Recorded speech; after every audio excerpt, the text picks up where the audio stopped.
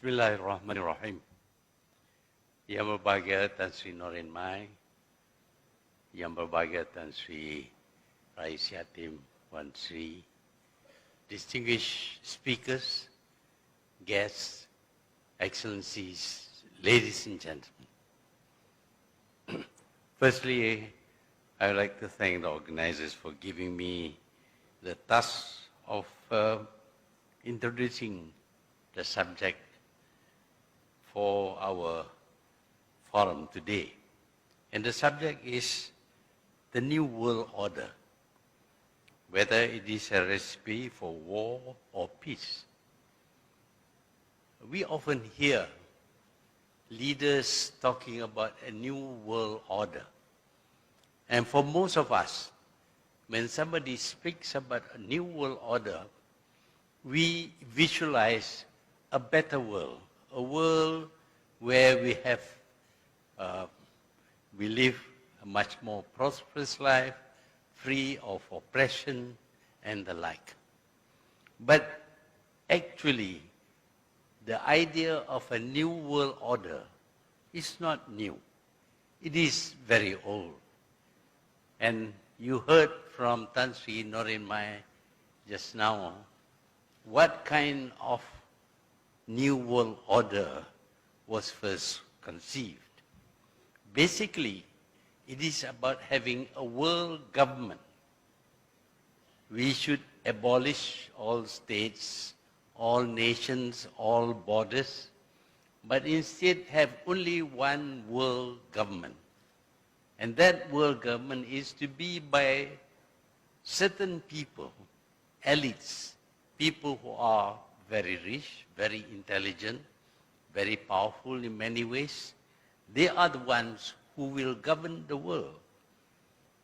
There was not much talk about democracy or choice of leaders. Instead, there was to be a government by these elites who will impose their rules on everyone in this world.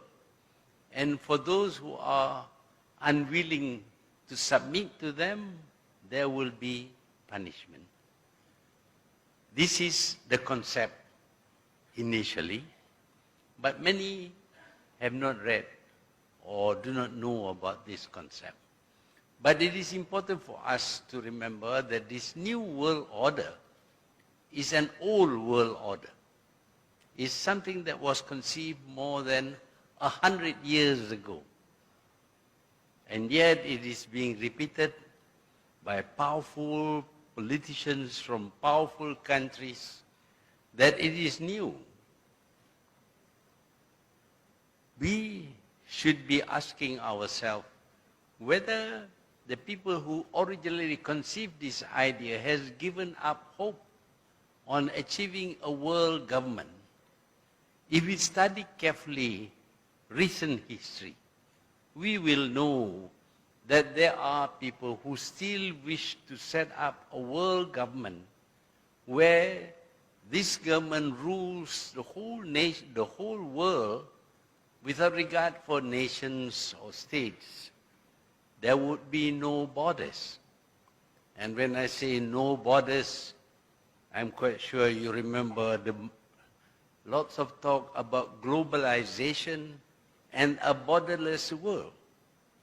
Globalization and a borderless world is an expression that relates to the concept of the New World Order as it was first conceived.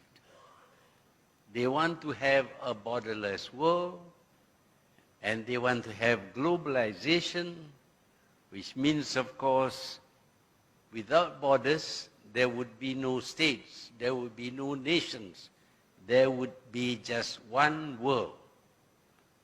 And that one world will be ruled by whom? There is no mention that it will be ruled democratically by election of leaders. That is left unsaid. But what we do see is the dominance of the people who enunciated this new world order. if we look carefully, we see that to a certain extent, this new world order is already with us. We live in a world today that is dominated by the powerful, the mighty, the people with the guns, accepting that the guns now are much more sophisticated. We have reached a stage where certain people have arms which could wipe out the population of this world. The nuclear weapons have that capacity. And the nuclear weapons are in the hands of certain countries and certain people. Therefore, the world is frightened of them. And when the world is frightened of them, the world becomes submissive to them. And when the world submits to them, effectively, there is one government in this world. And indeed, we see the promotion of this concept of a new world order through what is being done today. We know, for example, that politically there is no freedom for any nation.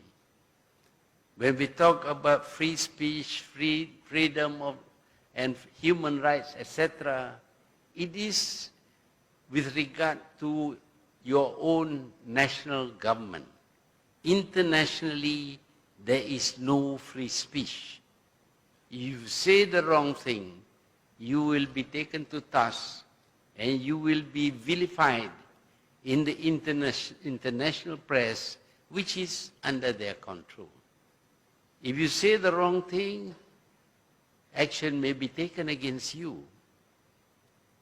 And the wrong things are those said which seems to negate or reject the idea of a new world order, which is already in being today. You can criticize your own government, but not the power that is running the world today. So we find that already there is a new world government enforced with powerful military forces and a willingness to subvert and undermine the governments of all countries. Politically, we see them urging every country to undergo regime change, except for those who are already submitting to them.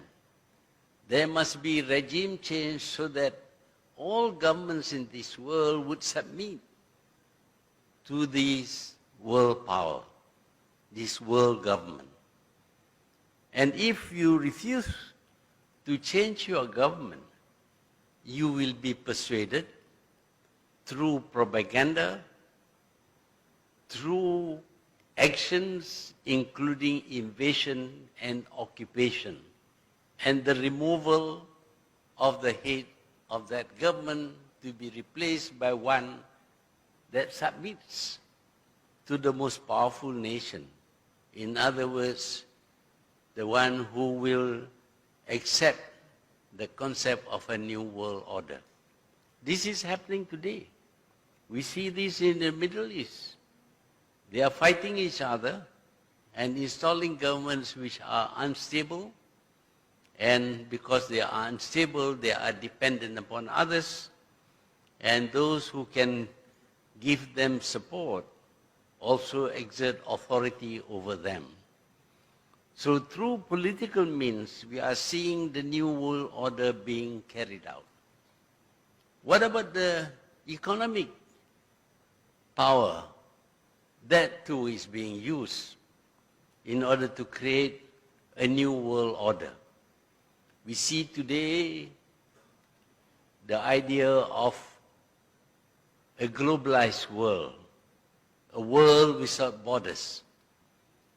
That is not so easily done, and so the approach in some cases is through various forms of agreement we talk about free trade agreement. Today we are seeing an attempt to have the TPPA, for example, the Trans-Pacific